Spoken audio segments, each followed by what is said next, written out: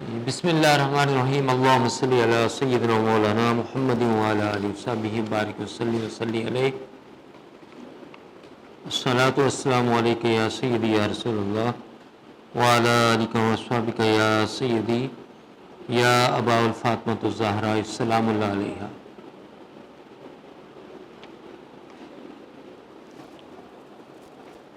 ہماری جو سلسلہ وار گفتگو باغ فدق یہ مسئلہ فدق پر چل رہی تھی، اسی کو آج ہم آگے بڑھائیں گے۔ اور پچھلی جو گفتگو تھی اس کے اندر ہم یہ بات تو کلیئر کر چکے تھے کہ سیدہ کائنات راضی بھی ہو گئی تھی۔ اگر کسی کو یہ اعتراض بھی ہے کہ وہ ناراض ہوئی تھی تو ہم نے وہ اعتراض بھی دلائل کے ساتھ اس کو رد کر دیا تھا کہ وہ راضی ہو گئی تھی۔ اور پھر اس کے بعد ہم نے بات یہ کی تھی کہ آپ یہ کہتے ہیں کہ بھئی یہ تو اہل سنت والجماعت کی کتابوں کا ریفرنس پیش کر رہے ہیں، آپ اپنے گھر کی کتابوں کا ریفرنس پیش کر رہے ہیں، تو کیس تو یہ شیعہ کا ہے۔ تو ہم نے کہا تھا کہ ہم ان کی کتابوں سے بھی جو ہے نا وہ ریفرنس کوٹ کریں گے، اور اہل تشیع بالاتفاق ٹھیک ہے وہ بھی اس بات پر ایگری کرتے ہیں کہ سیدہ کائنات سلام اللہ علیہا وہ پھر راضی جو ہے نا وہ ہو گئی تھی۔ اگر کوئی ایسی بات تھی بھی تھی، فرض محال ہم تصور بھی کر لیں، راضی ہو جانے کا مطلب یہ ہے کہ وہ باغ فدق کے مسئلے کو خود جو ہے نا وہ ختم کر کے گئی تھی۔ ٹھیک ہے، اب یہ بہت بڑی بات ہے جو میں کوٹ کرنے لگا ہوں کہ سیدہ کائنات کا وہ بکر سے راضی ہو جانا اور پھر مسئلہ فدق کا جو ہے نا وہ ختم ہو جانا۔ اب یہ حوالے آ رہے ہیں شیعہ کتب سے۔ نہج البلاغہ نام سنا ہوگا آپ نے، نہج البلاغہ، یہ اکثر حوالہ اس میں سے کوٹ کر رہے ہوتے ہیں اہل تشیع نہج البلاغہ۔ اب یہ میں بات کر رہا ہوں شرح نہج البلاغہ کی، شرح نہج البلاغہ ابن میثم البحرانی، علامہ ابن میثم البحرانی۔ اب سب سے پہلے یہ سن لیں یہ کون ہے اور اس شرح کا درجہ کیا ہے، کیونکہ ممکن ہے کوئی آپ کو کہہ دے کہ آپ تو ایک کتاب کا ریفرنس کوٹ کریں، یہ ایک کتاب نہیں ہے شرح نہج البلاغہ۔ ٹھیک ہے، اب یہ کل شیعیت کا مدار جو ہے نا وہ اس کے گرد، یہ آربٹ ہے، پوری شیعیت جو ہے نا اس کے گرد گھومتی ہے جس کا حوالہ دے رہا ہوں۔ پوری شیعیت، پاکستان کی نہیں، کل شیعیت کا جو آربٹ ہے نا، آربٹ ہے، ٹھیک ہے، آپ سمجھتے ہیں نا جو چیز آربٹ سے ہٹ جاتی ہے ٹھیک ہے تو وہ پھر گم ہو جاتی ہے، ٹھیک ہے، جو مدار سے ہٹ جائے گم ہو جاتی ہے، کبھی نہیں ملتی، فنا ہو جاتی ہے، تو آربٹ میں رہنا چاہیے۔ تو پوری شیعیت اس آربٹ کے اندر جو ہے نا وہ رہتی ہے، ان کا مدار ہے کل شیعیت کا، تو کوئی یہ نہیں کہہ سکتا۔ اور یہ اتنی بڑی سکہ جو ہے نا وہ کتاب ہے کہ نہج البلاغہ کی سب سے بڑے اور سب تاریخ کے سب سے بڑے شارح ہیں ابن میثم البحرانی، ان سے بڑا تشریح کرنے والا کوئی نہیں ہے اہل تشیع کے نزدیک نہج البلاغہ کا، اور نہج البلاغہ اہل تشیع کے سر کا تاج ہے، تاج اتر جائے تو بادشاہت ختم ہو جاتی ہے، یہ اتنی بڑی کتاب ہے۔ ٹھیک ہے، اور پھر اس کے بعد جو دوسرے بڑے شارح ہیں یہ حوالے ان کے آگے آئیں گے، علامہ ابن ابی الحدید یہ ہیں۔ اب یہ دو سب سے بڑے شارح ہیں اور یہ سب سے بڑے مصادر ہیں جہاں سے شیعہ جو ہے نا وہ لیتے ہیں۔ اب میثم جو میں نے آپ کو بتایا، ان کا مکمل نام بھی سن لیں، علامہ کمال الدین میثم علی بن میثم البحرانی، علامہ کمال الدین میثم بن علی بن میثم البحرانی، ان کی وفات ہوئی ہے 679 ہجری میں، 679 ہجری میں، اور شرح نہج البلاغہ انہوں نے 677 میں کمپلیٹ کی ہے، 677 یعنی کہ وفات سے 2 سال پہلے، اور اس کی 40 جلدیں، کوئی ایک کتاب نہیں ہے، یہ 40 جلدوں پر یہ مشتمل شرح ہے اور اب تک کی سب سے بڑی شرح ہے۔ اور یہ علامہ کمال الدین جو ابن میثم البحرانی ہیں یہ سب سے بڑے ان کے شارح ہیں، دوسرے جو ہیں علامہ ابن ابی الحدید یہ دوسرے نمبر پر ہیں۔ ٹھیک ہے، تو یہ ان کی شرح ہے. اور اب یہ آپ کو ایک جلد میں بھی مل جاتی ہے, 40 الگ الگ نہیں ملنی پڑتی, ایک جلد میں اب موجودہ جو ہے نا مل جاتی ہے. یہاں فیصل آباد میں بھی اویلیبل ہے. 35 اب اس کے انہوں نے اجزاء بنا دیے, 35 اس کے اب پارٹ کر دیے. شرح وہی ہے 40 جلدوں والی, لیکن اس کو ایک جلد میں کر کے 35 اس کے جو ہے نا وہ پارٹس جو ہے نا وہ بنا دیے ہیں اس میں سے. اور اس کا تذکرہ پھر ہر کتب کے اندر آیا, کشف الظنون تک جتنی کتب ہیں ہر کتب کے اندر اس کا تذکرہ جو ہے نا وہ موجود ہے. اور ہر جگہ پر آتا ہے کہ یہ جو نہج البلاغہ کی مستند ترین شرح ہے, اس سے بڑھ کر کوئی شرح نہیں ہے. اب اس مقام پر انہوں نے نہج البلاغہ کے جو متن کی شرح کی ہے, متن کی, یہ باغ فدق والا مقام جو ہے اس پر انہوں نے متن کی جو شرح کی ہے, ٹھیک ہے. اور یہ نہج البلاغہ کے ایک متن کی شرح کرتے ہوئے اس مقام پر جو میں حوالہ دیا ہے پورا آپ کا, وہاں 18 مقاصد انہوں نے بیان کیے ہیں, 18 آبجیکٹیوز بیان کیے ہیں حضرت علی کے خطبے کے. اس شرح نہج البلاغہ نے علامہ ابن محسن نے 18 جو ہے نا وہ بیان کیے ہیں مقاصد حضرت علی رضی اللہ تعالیٰ عنہ کے خطبے کے, یعنی. اور ان 18 میں سے جو 8واں مقصد ہے, یعنی مقصد سامن کے تحت, وہ ایک طویل روایت جو ہے نا علامہ ابن محسن البحرانی لائے ہیں. اور اس طویل یہ جو خطبہ ہے مولا شیر علی خدا کا رضی اللہ تعالیٰ عنہ کا, وہ بیان کرتے ہیں. اور یہ وہ خطبہ ہے جو انہوں نے عثمان بن حنیف انصاری, یہ بصرہ کے عامل تھے, بصرہ کے عامل, عامل جو ہے نا گورنر کو کہا جاتا ہے, آپ گورنر بولتے ہیں نا,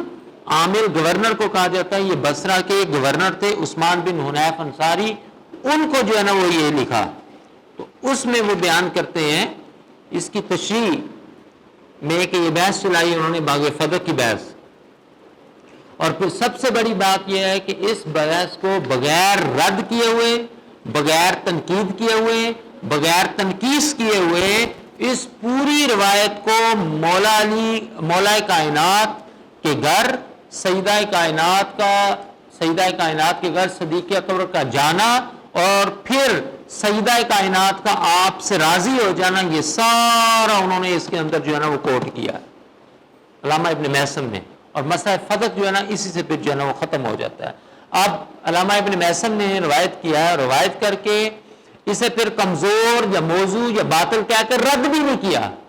یہی اہل علم کا شیوا ہوتا ہے, انہی کو اہل علم کہتے ہیں.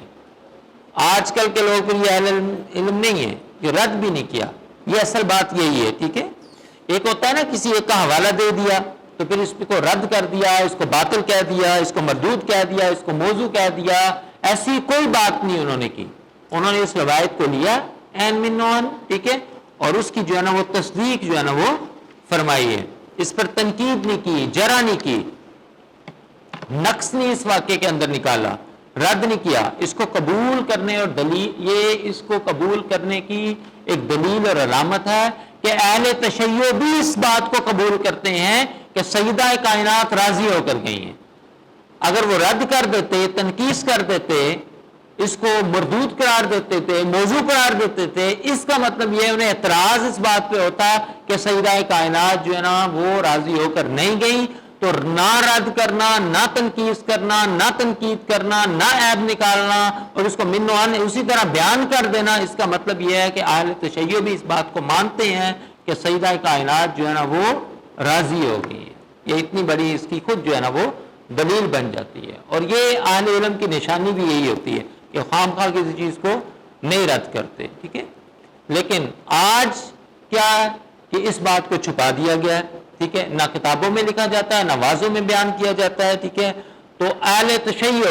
ٹھیک ہے, اب نوجوان نسل جو ہے نا اہل تشیع کی بالخصوص, اور بالخصوص عوام, وہ بھی جامعہ تنویر زہرا کے لیے بنات کے پلیٹ فارم سے شاید پہلی مرتبہ ان تک بھی یہ بات پہنچ جائے, ٹھیک ہے, اس پلیٹ فارم سے جس کو چھپا دیا جاتا ہے, ٹھیک ہے. اور پھر اب بھی اگر کسی کو حق سمجھ نہ آئے تو پھر کیا ہے کہ سمن بکمن عمیٌ فہم لا یرجعون, وہ انہوں لوٹنا ہی نہیں ہے. پھر ہمیں ان سے بحث کرنے کی ضرورت نہیں ہے. پھر قرآن بھی کہہ دیتا ہے کہ وَإِذَا خَاطَبَهُمُ الْجَاهِلُونَ قَالُوا سَلَامًا. اب اس پوری تفصیل بیان کرنے کے بعد حضرت ابوبکر صدیق رضی اللہ تعالیٰ عنہ مولا کائنات کے گھر سیدہ کائنات کے گھر حاضر ہوئے اور گفتگو کر کے آپ یہ کہتے ہیں، اب یہ میں اس کے متن کی شرح آپ کو میں بتا رہا ہوں، گفتگو کر کے کہتے ہیں قال،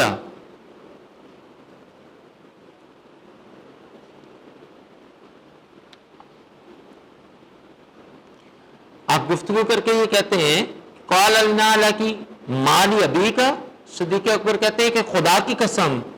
کہ جو حق آپ کے ابا جان کا تھا تاجدار کائنات صلی اللہ علیہ وسلم کا، اے سیدہ کائنات میرا ایمان ہے کہ وہی حق آپ کا ہے۔ اب یہ نہج البلاغہ کے الفاظ جو شرح کے وہ میں آپ کے سامنے میں نے متن کوٹ کیا ہے، میں کوئی فرق نہیں کرتا، یعنی میں نے کسی قسم کا فرق نہیں کیا،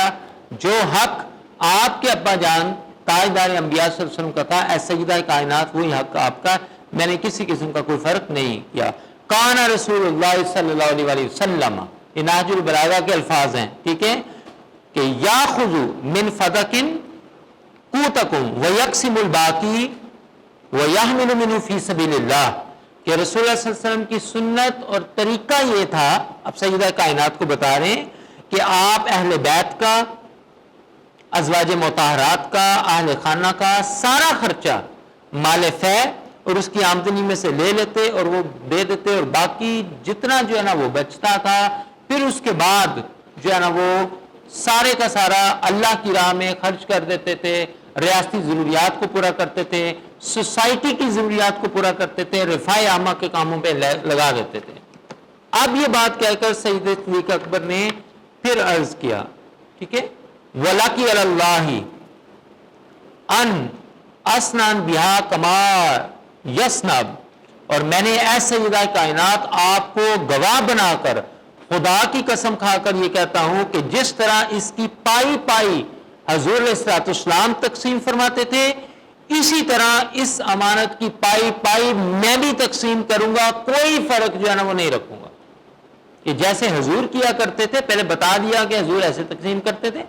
سب سے پہلے خرچہ نکال لیا کرتے تھے، ٹھیک ہے، اہل بیت کا، ازواج مطہرات کو بھی اسی میں سے جو ہے نا وہ دیا جاتا تھا، روز کا خرچہ جو بھی معاملات ہوتے تھے، ٹھیک ہے، وہ سارا خرچہ نکالنے کے بعد جو بچ جاتا تھا اسے سوسائٹی پر، ریاست پر جو ہے نا خرچ کرتے تھے، تو میں ابو بکر آپ کا غلام جو ہے وہ بھی اسی انداز سے اس کو خرچ کروں گا جس طرح حضور علیہ السلام جو ہے نا خرچ کیا کرتے تھے، اور میں کوئی فرق نہیں رکھوں گا، ٹھیک ہے۔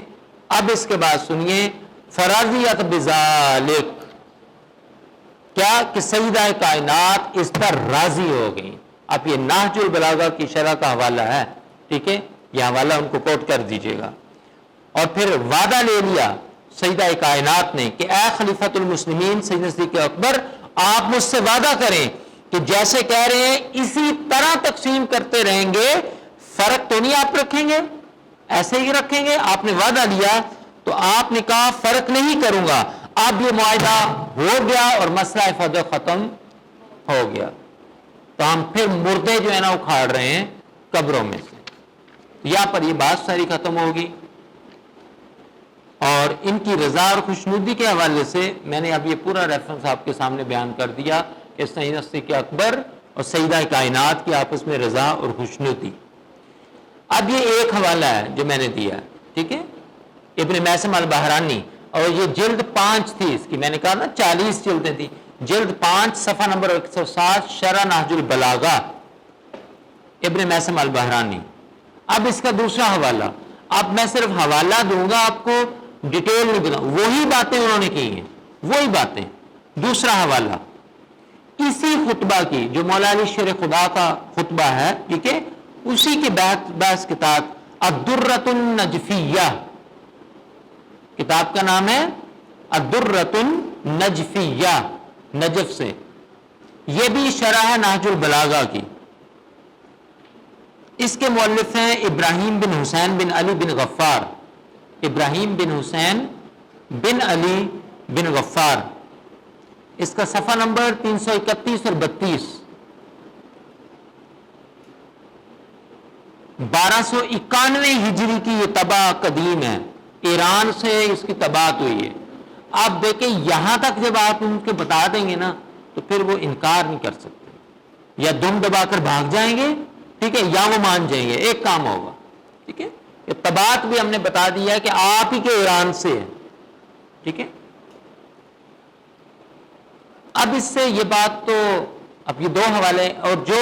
اب اس کی میں جو ہے نا وہ تشریح نہیں پڑھ رہا کہ وہی بات این انہوں نے بھی جو ہے نا اس کے اندر جو ہے نا وہ کی ہے کہ اینڈ پہ کیا کہ سیدہ کائنات راضی ہوگی، پھر انہوں نے وعدہ لیا سیدنا صدیق اکبر سے کہ صدیق اکبر آپ جو وعدہ فرما رہے ہیں آپ اسی طرح تقسیم کریں گے؟ آپ نے فرمایا کہ ہاں واللہ میں اسی طرح جو ہے نا تقسیم جو ہے نا وہ کروں گا، آپ راضی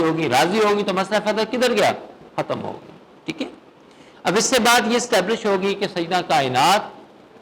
سلام اللہ علیہ کا صدیق اکبر سے مسئلہ فدق پر کوئی اختلاف باقی نہیں رہا۔ یہ بات اسٹیبلش ہوتی ہے یا نہیں ہوتی؟ ایمانداری سے مجھے بتائیں، ٹھیک ہے۔ اور وہ جو ہے نا وہ راضی ہو گئی تھی، مطمئن ہوگی، اور ان سے وعدہ بھی انہوں نے لے لیا۔ اب وعدہ تبھی لیا جاتا ہے نا جب بندہ راضی ہوتا ہے، وعدہ لینے کی کیا ضرورت پڑ گئی تھی، ٹھیک ہے۔ اور پھر سیدنا صدیق اکبر رضی اللہ تعالیٰ عنہ کا پورے 2.5 سال وہی عمل رہا۔ آپ کی جو خلافت کا عرصہ ہے وہ کم و بیش، ہم راؤنڈ میں 2 سال کہہ دیتے ہیں نا، کم و بیش وہ 2 سال 6 ماہ اور غالباً 6 دن بھی ہیں اوپر، ٹھیک ہے، کم و بیش، ٹھیک ہے۔ تو وہی جو ہے نا وہ عمل رہا جو آقا کریم صلی اللہ علیہ وسلم کا اپنے دور کے اندر تھا، مال فہ کی تقسیم کے حوالے سے۔ وہ مال فہ جس کے بارے میں سیدہ کائنات نے سوال کیا تھا، اب وہ مطمئن ہوگی، ٹھیک ہے، اور وہی جو ہے نا وہ رہا، اور یہ ان کی راضی ہونے کی علامت اور دلیل بھی ہے۔ پھر اس کے بعد جیسے حضور علیہ الصلوۃ والسلام جو ہے نا وہ خرچہ بھیجتے تھے فدق کے اموال میں سے، عین اسی طرح پورے 2.5 سال تک سیدہ کائنات کی وفات کے بعد بھی، آپ کی وفات تو حضور علیہ السلام کے پردہ فرمانے کے 6 ماہ بعد ہو گئی تھی، وہ 6 ماہ بعد، وہ 6 مہینے بھی، ٹھیک ہے، اور پھر اگلے 2 سال جو تھے آپ کی خلافت کے،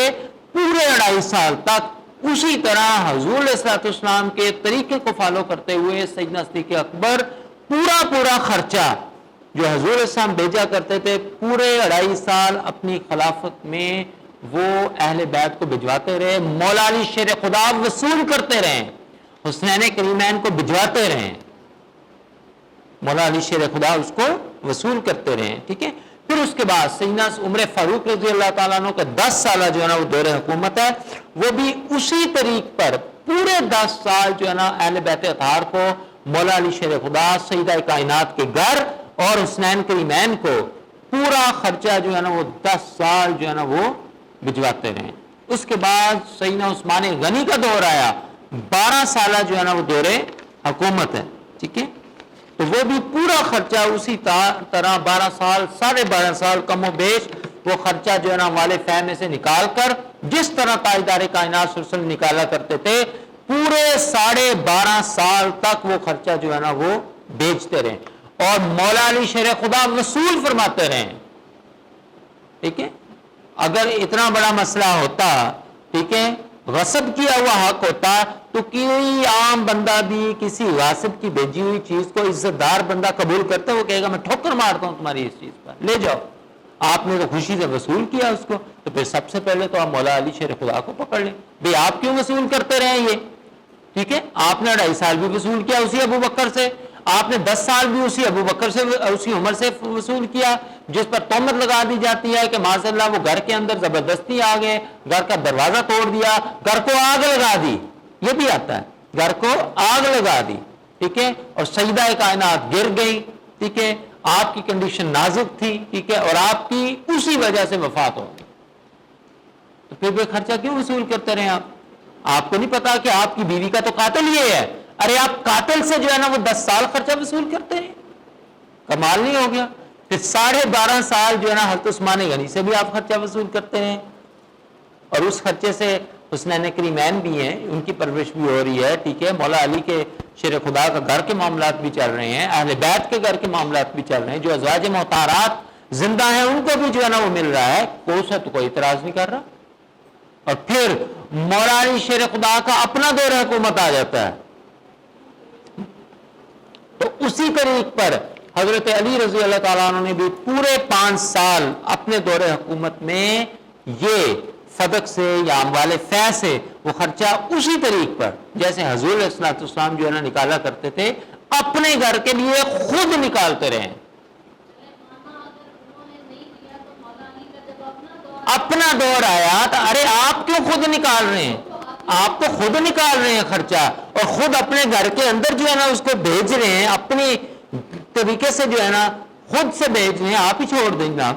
نہیں چھوڑا۔ کیا معاذ اللہ استغفر اللہ العظیم ہم کہہ سکتے ہیں کہ مولا علی شیر خدا غلط کرتے رہے؟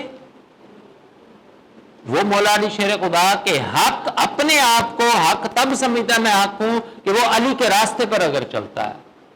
ہم حق کے راستے پر چلتے ہیں اور حق علی کے راستے پر چلتا ہے۔ الحق مع علی۔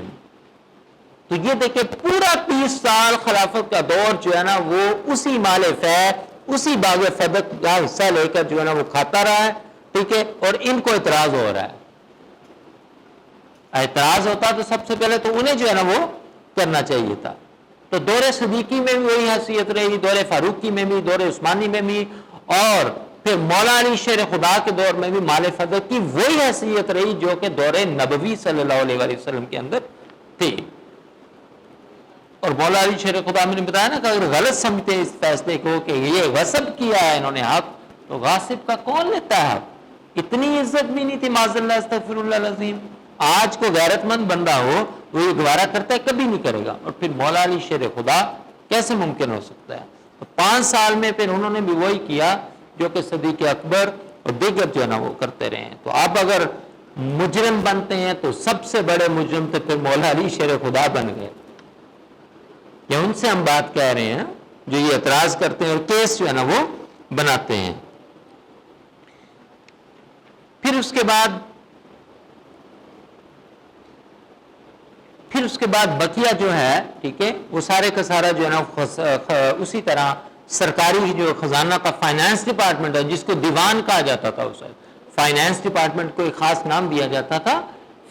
اس کو دیوان کہا جاتا تھا، اس کے اندر وہ جو ہے نا وہ رہا۔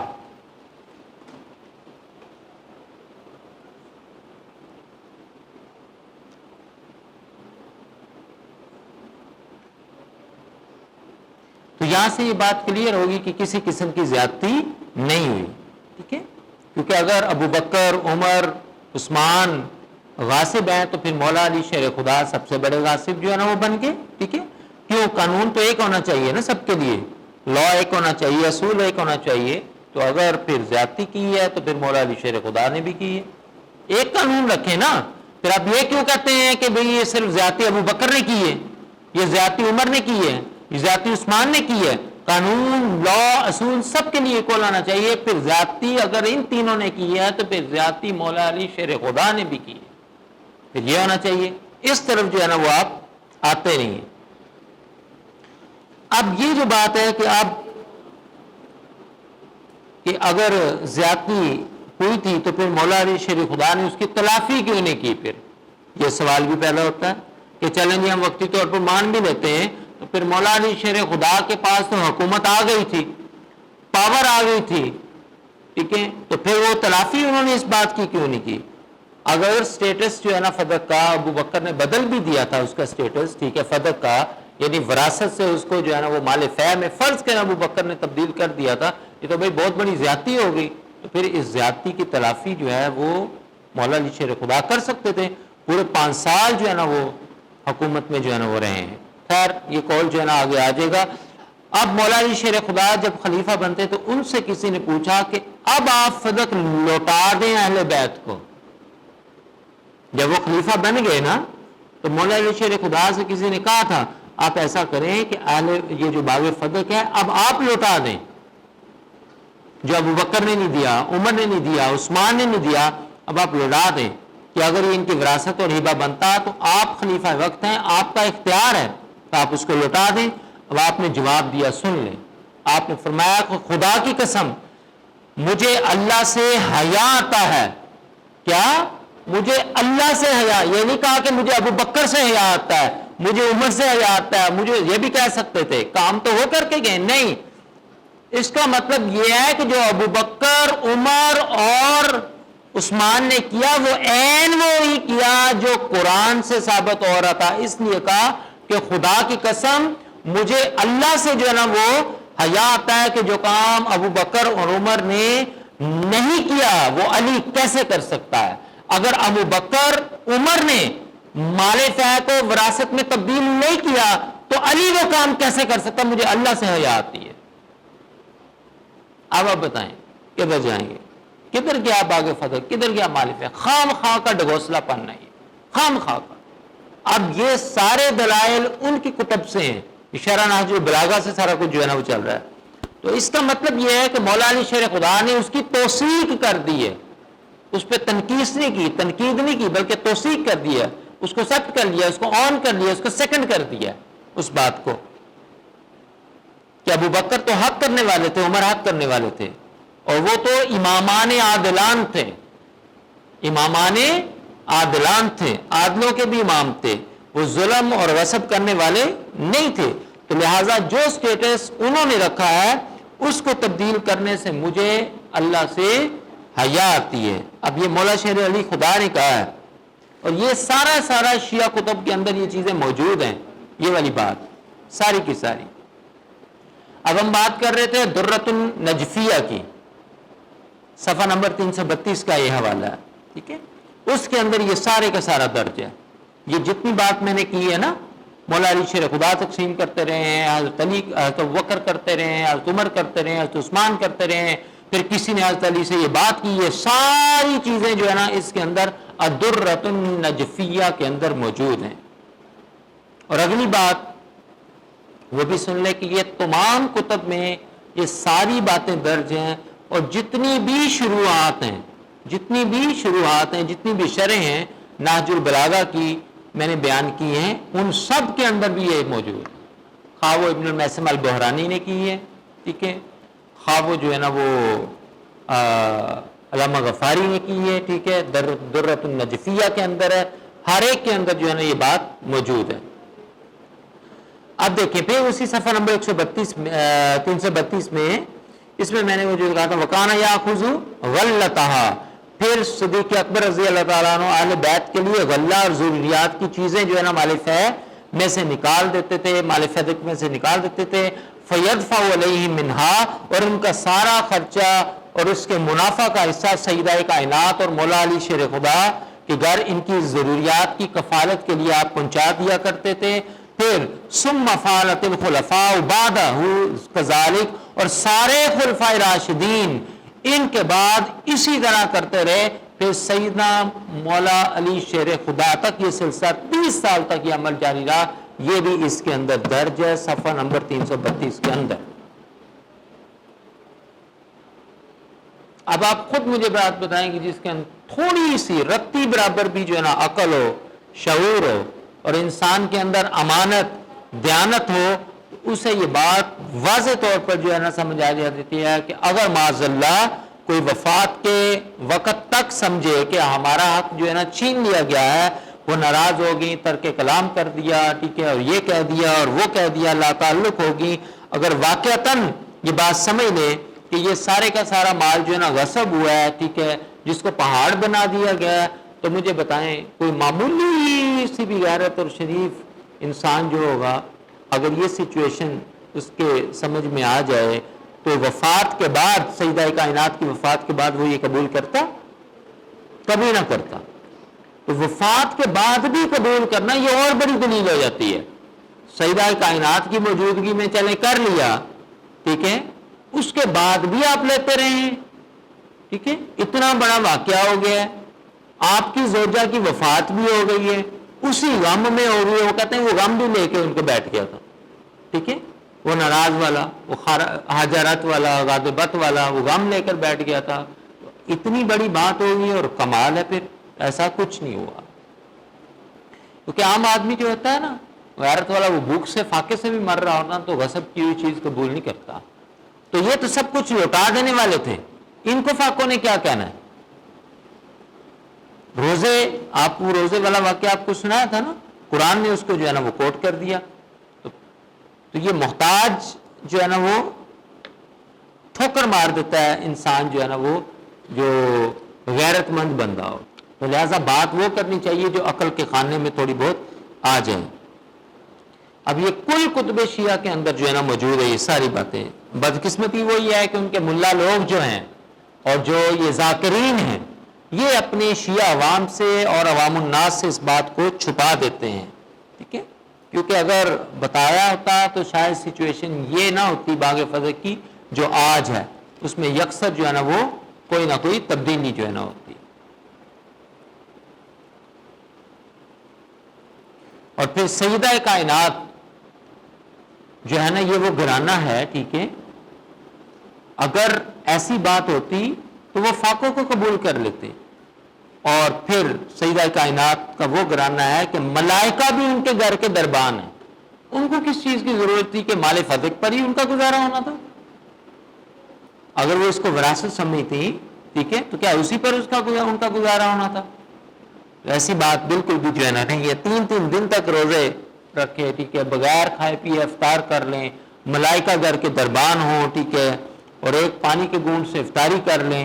تو ایسے گرانے سے ہم کسی قسم کا جو ہے نا جن کے تقویٰ کا عالم یہ ہو، ٹھیک ہے، زہد کا عالم، ورا کا عالم اتنا بڑا ہو، بے نیازی ہو،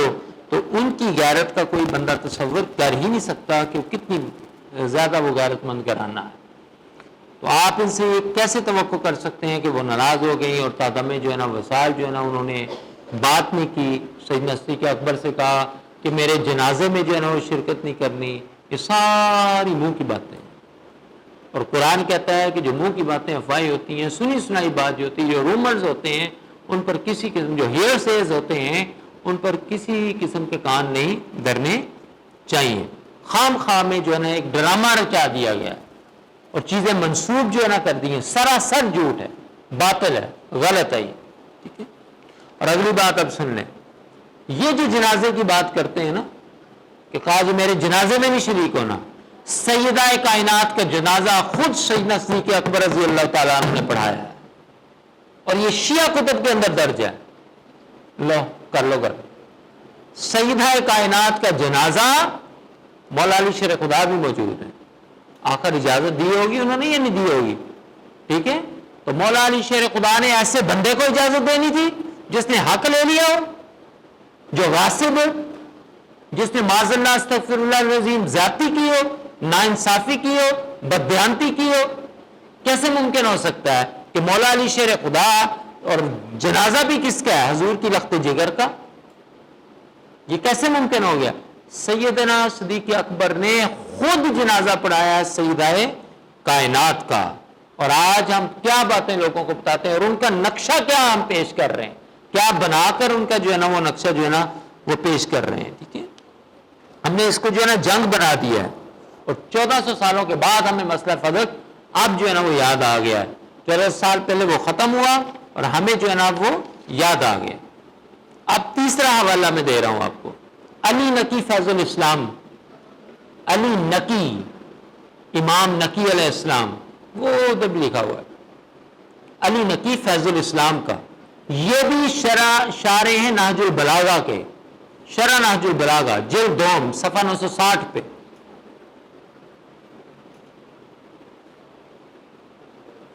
اس میں بھی، اب میں پڑھ نہیں رہا، یہ سارا واقعہ منو اسی طرح لکھا ہو، آپ پڑھ لیجئے، ٹھیک ہے۔ اب امام محمد باقر وہ لکھا ہوا ہے، کسی عام بندے کی، گھر کے بندے کی میں بات کر رہا ہوں، اب گھر سے بندہ دلیل دے گا کہ صدیق اکبر بھی ٹھیک تھے، عمر فاروق بھی ٹھیک تھے، اور عثمان غنی بھی ٹھیک ہے۔ گھر کا بندہ دلیل دینے لگا ہے، سیدہ کائنات کی اولاد دلیل دینے لگی ہے، مولا علی شیر خدا کا بیٹا دلیل دینے لگا ہے۔ ارے بیٹا جو ہے نا وہ دلیل دے کہ صدیق اکبر بھی ٹھیک ہے، عمر فاروق بھی ٹھیک ہے، اور میرے والدہ اور صدیق اکبر کے درمیان کوئی ایسا تنازع نہیں ہے، وہ راضی ہو کر گئی ہیں، ٹھیک ہے۔ گھر کا بندہ یہ کہ اب تمہاری بات مانے یا گھر کے بندے کی بات مانے، سیدہ کائنات کا جو لخت جگر ہے اس کی بات مانے، مولا علی شیر خدا کا خون جس کی رگوں کے اندر دوڑ رہا ہے اس کی بات، اس امام باقر کی بات مانے یا تمہاری بات مانے ہم۔ اب یہ امام باقر کی میں بات کر رہا ہوں، ان کا ارشاد ہے، اور اس کو علامہ ابن ابی الحدید، جو میں نے سٹارٹ میں نام لکھوایا تھا، جو دوسرے بڑے شارح ہیں شرح نہج البلاغہ کے، یہ دوسری بڑی شرح ہے ابن میسم کے بعد، علامہ ابن ابی الحدید، علامہ ابن ابی الحدید شرح نہج البلاغہ دوسری بڑا شرح ہے، اور یہ دور بنو عباس کے بہت بڑے مناظر بھی ہیں، یہ قریب ترین دور ہے سارا اہل بیت اطہار ائمہ اکرام زندہ ہیں، یہ وہ دور ہے، اس دور کے ہیں یہ، ٹھیک ہے، بنو عباس کے دور کے ہیں اور بہت بڑے مناظر ہیں. اور بنو عباس کا جو آخری دور ہے، ٹھیک ہے، اس میں اور جو وزیر اعظم تھا خلیفہ مستحسن باللہ، خلیفہ مستحسن باللہ جو تھا بنو امیہ کے دور میں،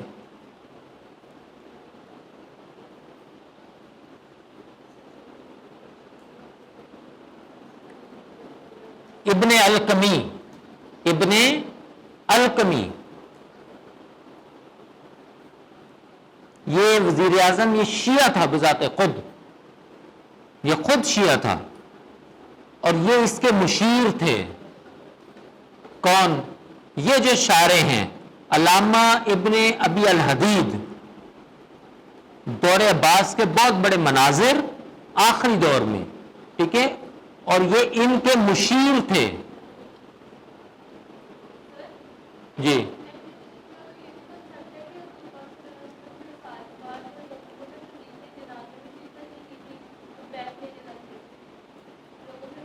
ہاں، یہ اب موضوع اس سے ذرا ہٹ کے ہے، اس کو ہم الگ ڈسکس کر لیں گے. آپ اس کو نوٹ کر لیں کہ میرے ذہن سے نہ اتر جائے، اس کو ہم الگ سے ڈسکس کر لیں گے کہ یہ حقیقت کیا. بالکل اعتراض جو ہے نا وہ کرتے ہیں، ٹھیک ہے. اور اس وقت بنو عباس میں جو سنی شیعہ کے مناظرے ہوتے تھے تو یہ اہل تشیع کی طرف سے سب سے بڑے مناظر کے طور پر آتے تھے، ٹھیک ہے، ان کی میں بات کر رہا ہوں، ٹھیک ہے. اور سارا لوگوں کو جو علمی مواد ہے شیعہ کو ان کے ذریعے حاصل ہوتا تھا. یہ جو علامہ ابن ابی الحدید ہیں یہ رد نہیں کر سکتے ان کا، ان کے پیر و مرشد ہیں یہ شیعہ کے، یہ بھی علامہ ابن میسن بھی البحرانی جو ہیں وہ بھی. تو یہ ابن القمی کے چیف ایڈوائزر بھی رہے ہیں، مشیر خاص. علامہ ابن ابی الحدید جو ہے نا وہ پولیٹکس میں بھی رہے ہیں، یہ ابن القمی جو ہے ان کے چیف ایڈوائزر بھی رہے ہیں.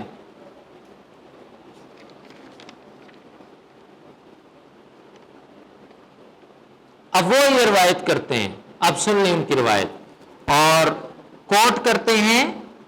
کن کا؟ حضرت امام محمد باقر علیہ السلام کا قول، ٹھیک ہے. یحییٰ بن المتوکل سے، ابو عقیل عن کثیر سے وہ روایت کرتے ہیں، کثیر النواح کہتے ہیں کہ قلت لابی جعفر محمد ابن علی، کہ میں نے سیدنا امام ابو جعفر صادق رضی اللہ تعالیٰ عنہ سے پوچھا، جعلنی اللہ فداک، میں نے پوچھا، میں نے عرض کیا کہ اللہ تعالیٰ مجھے آپ پر قربان کر دے، آپ یہ بتائیے کہ آرائیت ابا بکر و عمرن آل ظلمن کم من حق کم شیئن، کیا ابو بکر اور عمر نے آپ کے حق میں کوئی ظلم تو نہیں کیا؟ ڈائریکٹ جو ہے نا گھر سے پوچھیں، شہزادے سے پوچھا جا رہا ہے کہ آپ بتائیے، آپ تو گھر والے ہیں، ظلم تو آپ پہ ہوا ہے، آپ ہمیں بتائیں کیا ابو بکر نے، کیا عمر نے آپ کے حق میں کوئی ظلم تو نہیں کیا؟ او قال ذهب من حق کم بشیء، یا آپ کے حق میں سے کوئی تھوڑی بھی سی بھی چیز لے تو نہیں لی، کوئی ذرا برابر بھی کوئی کمی تو نہیں رکھی، کوئی چیز روک تو نہیں لی گئی آپ سے، سب کچھ آپ کو دے دیا گیا جو آپ کا حق بنتا تھا. اب سیدنا امام باقر کا جواب سن لیں، شرح نہج البلاغہ کے اندر، قال لا والذی انزل القرآن علی عبدہ لیکون للعالمین نذیرا. سنیے، جواب سنیے، اس رب کی قسم، آپ کو جلال اتنا آ گیا کہ ارے ابو بکر اور عمر کے بارے میں تم یہ بات کرتے ہو. قسم تب کھائی جاتی ہے جب بہت بڑی بات کا یقین دلانا ہو یا جلال آ جائے. تو جلال آیا، آپ نے فرمایا کہ اس رب کی قسم جس نے قرآن اپنے رسول پر بھیجا اور ان کو بشیر و نذیر بنایا پوری کائنات کے لیے، آپ نے فرمایا کہ خدا کی قسم ابو بکر اور عمر نے ہمارے حق میں سے، تم کہتے ہو ظلم کیا ہے، ابو بکر اور عمر نے ہمارے حق میں سے رتی برابر بھی کوئی چیز غصب نہیں کی. یہ امام محمد باقر کہہ رہے ہیں، رد کریں امام محمد باقر کو. پھر آپ رتی برابر بھی کوئی چیز غصب نہیں کی، اور پھر فرمایا کوئی ظلم نہیں کیا، ہمارا حق نہیں چھینا، ایک معمولی چیز بھی نہیں چھینی، یہاں پر انورٹر کا مس کلوز ہو گئے. اشارہ ناجو بلاغا ہے اہل تشیع کی. اور پھر فرمایا کہ وما ظلمنا من حقنا، اور نہ ہمارے اہل بیت کے حق میں سے ہم پر کوئی ظلم کیا، نہ ہم میں سے نہ پورا اہل بیت ہے، ٹھیک ہے، ان میں سے کسی کے حق پر بھی ظلم نہیں کیا، ہم پر کوئی ظلم نہیں کیا گیا، ایک رتی کے دانے، ایک رتی کے برابر بھی کوئی ظلم ہم پر نہیں کیا گیا. قلت جعلت فداک افاطا واللہما، میں نے عرض کیا کہ میں قربان جاؤں دل و جان سے آپ پر، کہ اگر یہ معاملہ ہے تو پھر آپ مجھے کیا تعلیم دیتے ہیں کہ پھر میں ابو بکر اور عمر سے کیا محبت کروں؟ اب آپ مجھے بتائیں. وہ بندہ پوچھتا ہے کہ اگر یہ معاملہ ہے محمد بن باقر، نہ آپ پر ظلم کیا گیا نہ اہل بیت پر ظلم کیا گیا، تو آپ مجھے کیا حکم دیتے ہیں کہ میں اہل بیت سے، میں حضرت ابو بکر اور عمر سے محبت کیا کروں؟ انہوں نے جواب دیا قال نعم، ہاں تم محبت کیا کرو، لیکن صرف یہ نہیں فرمایا، فرمایا کہ وہی حق رب وہی حق نولہما فی الدنیا والآخرہ، اللہ تمہیں ہلاک کر دے. کہا تم نے یہ بات ہی کیسے کر لی، اللہ تمہیں ہلاک کر دے، تمہیں یہ پوچھنے کی جرت ہی کیسے پیدا ہوئی؟ فرمایا کہ خدا کی قسم دنیا اور آخرت تک عمر اور ابو بکر اور عمر سے محبت کیا کر، ان کی محبت دنیا میں بھی اور آخرت میں بھی کام آئے گی. یہ امام محمد باقر کہہ رہے ہیں کہ دنیا اور آخرت تک محبت کر، اور فرمایا کہ ان دونوں کی محبت جو ہے نا وہ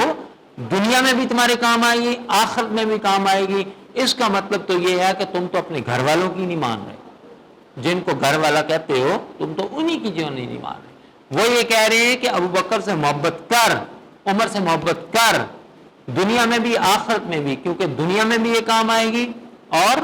آخرت میں بھی جو ہے نا وہ کام آئے گی. اور پھر آپ نے فرمایا قال فعل اللہ بالمغیرہ وبنان فإنہما کذبا علی البیت. اب یہ وہ لوگوں کے نام لے دیے جنہوں نے سب سے پہلے یہ جھوٹ اور بہتان باندھا. دو لوگ ہیں. آپ نے فرمایا کہ قال فعل اللہ بالمغیرہ وبنان فإنہما کذبا علی البیت، اللہ لعنت بھیجے ان دو آدمیوں پر، وہ جو کوفہ کی طرف رہتے ہیں. کوفی لا یوفی، یہ ایک محاورہ ہے، کوفی لا یوفی. جو کوفہ والا ہے اس میں وفا نہیں ہوتی. کوفہ والوں نے یہ امام حسین کو خط لکھ کر بلایا تھا نا، ہم تمہارے ساتھ ہیں،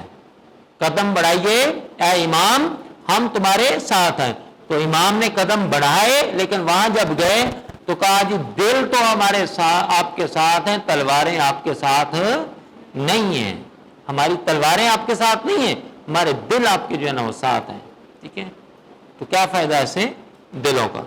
فرمایا کہ آپ نے فرمایا کہ اللہ لعنت بھیجے. اب دیکھیں لعنت، ادھر کہہ رہے ہیں ابو بکر عمر سے محبت کرے، اور ان دو آدمیوں پر آپ نے فرمایا کہ اللہ جو ہے نا، امام باقر فرما رہے ہیں کہ اللہ لعنت بھیجے ان دو آدمیوں پر جو کوفہ کی طرف رہتے تھے، ایک مغیرہ اور ایک بنان. انہوں نے ہمارے اوپر، اہل بیت پر، اور ایک روایت میں آتا ہے کہ آپ نے فرمایا کہ میرے باپ یعنی امام زین العابدین کی طرف بھی جھوٹ منسوخ کر کے وہ باتیں گڑی اہل بیت کے اماموں کے نام اور اہل بیت کے نام جو ہم نے کبھی کہیں بھی نہ تھی اور سوچی بھی نہ تھی. اس کا مطلب یہ ہوا کہ وہ سب کو کلیئر کر گئے، اپنی والدہ ماجدہ سیدہ کائنات کو بھی کلیئر کر گئے، مولا علی شیر خدا کو بھی کلیئر کر گئے، پورے گھر کو کلیئر کر گئے کہ ہم نے آج تک نہ ایسی باتیں سنی تھی، نہ ہم نے اپنی زبان سے ایسی باتیں جو ہے نا وہ کہی ہیں کہ ابو بکر نے یہ کر دیا، عمر نے یہ کر دیا، عثمان نے یہ کر دیا. یہ ان دو لوگوں نے، مغیرہ اور بنان نے، آج آپ کے سامنے یہ نام بھی آ گیا. مغیرہ تاس اس میں گول ہے، مغیرہ، مغیرتن، ٹھیک ہے، اور بنان، انہوں نے جو ہے نا یہ باتیں کی. تو ان سے محبت کیا کر، اور پھر فرمایا کہ تو ان سے محبت کیا کر، ہم بھی ان سے محبت کرتے ہیں اور ہماری گردنوں میں ان کی محبت کا پٹا ہے. یہ کون امام باقر کہہ رہے ہیں؟ کس کی محبت کا پٹا؟ عمر کی محبت کا پٹا اور ابو بکر کی محبت کا پٹا، عثمان کی محبت کا پٹا ہماری گردنوں میں ہے. آپ اندازہ لگائیں. یہ امام باقر کی بات میں آپ کو بتا رہا ہوں. اور شرح نہج البلاغہ ابن ابی الحدید 656 ہجری میں ان کی ڈیتھ ہوئی ہے، اور یہ جلد 4 صفحہ نمبر 113 اس میں بھی یہ واقعہ انہوں نے بیان کیا ہوا ہے، یہ اگلا حوالہ جلد 4 صفحہ نمبر 113، اور یہ بیروت کا مطبوع ہے، بیروت سے چھپی ہے، پہلے ایران سے تھی، یہ بیروت سے جو ہے نا چھپی ہے، ٹھیک ہے۔ علامہ ابن ابی الحدید شرح نہج البلاغہ، اس میں بھی یہ سارا امام باقر کا قول یہاں تک کوٹ کیا گیا ہے کہ ستون سے محبت کر، ہم بھی ان سے محبت کرتے ہیں، اور ہماری گردنوں میں ان کی محبت کا پٹا ہے، یقین کریں اس سے بڑھ کر اور کیا بات رہ جاتی ہے کہ وہ کہتے ہیں کہ ہماری، اب اس کا مطلب یہ ہوا کہ اہل بیت کی اصل محبت تب ہوگی جب آپ جو ہے نا وہ ابو بکر، عمر اور عثمان سے بھی محبت کریں گے، اگر نہیں کریں گے تو اہل بیت کی محبت سے بھی آپ خالی ہیں، پھر خالی نعرے ہیں اہل بیت کی محبت کے، کسی قسم کی کوئی محبت جو ہے نا وہ نہیں سمجھی جائے گی۔ تو میں نے آپ کو اب یہاں پر میں بات اپنی جو ہے نا وہ ختم کر رہا ہوں، ٹھیک ہے۔ میں نے پوری عرق ریزی کے ساتھ اور جتنی اللہ نے توفیق دی اس مسئلے کو میں نے حد الامکان کلیئر کرنے کی جو ہے نا وہ آپ کو کوشش کی، دلائل کے ساتھ، اہل سنت والجماعت کی کتابوں کے دلائل، اہل تشیع کی کتابوں کے دلائل، اور ایک نہیں، دو نہیں، تین کئی دلائل کے ساتھ، اور پھر عقلی دلائل کے ساتھ بھی کلیئر کی۔ مجھے امید ہے کہ پورا مسئلہ فتق جو ہے نا آپ کو کلیئر ہو گیا ہوگا، اور آپ بھی اس بات پہ آ چکے ہوں گے کہ مسئلہ فتق جو ہے نا وہ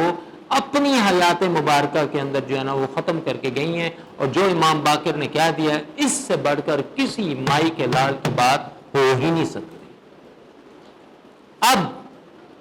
آخری جو ہماری گفتگو چلے گی وہ یہ ہوگی کہ غادبت اور حاجرت کے الفاظ جو امام زہری نے 20 میں سے 11 روایتوں میں نے کہا میں چھوڑوں گا نہیں کسی چیز کو، پریشان نہ ہو، ٹھیک ہے، کہ سننے والے یہ سمجھ لو جی وہ تو پتہ نہیں حذف کر گئے، نہیں، اب آپریشن سٹارٹ ہوا تو پوری سرجری کریں گے، پورا ٹیومر نکال کے ہم چھوڑیں گے، وہ بھی بتائیں گے کس نے ایڈ کیے، کیوں ایڈ کیے ہیں، اور پھر اس کی اپنی 11 روایتوں کے اندر آپ کو یاد ہوگا میں نے بتایا تھا کچھ میں اسی صاحب نے یہ الفاظ ایڈ کیے اور کچھ میں انہی صاحب نے نہیں کیے، تو ان کی اپنی روایتوں میں تضاد ہے، تو جہاں تضاد ہو جائے ان روایتوں کو ہم زیادہ سر پہ چڑھاتے ہیں، ٹھیک ہے، جہاں نہیں تضاد ہے وہ بھی تو بخاری کے اندر ہی ہے نا، جہاں پر یہ الفاظ نہیں آئے وہ بھی مسلم کے اندر ہے، وہ بھی ترمذی کے اندر ہے، وہ بھی دیگر کتب کے اندر موجود ہے، ان کو ہم کیوں نہیں لیتے؟ تو یہ میں چھوڑوں گا نہیں، کل اس کو ہے اسی سلسلے کی کڑی، تو انشاءاللہ ایک آدھ دن میں وہ کمپلیٹ کر کے تو پورا باغ فتق کا جو مسئلہ ہے وہ آپ کے سامنے وہ جو کرسٹل کلیئر روز روشن کی طرح جو ہے نا یہ عیاں ہو جائے گا۔ وما علیہ الا البلاغ المبین۔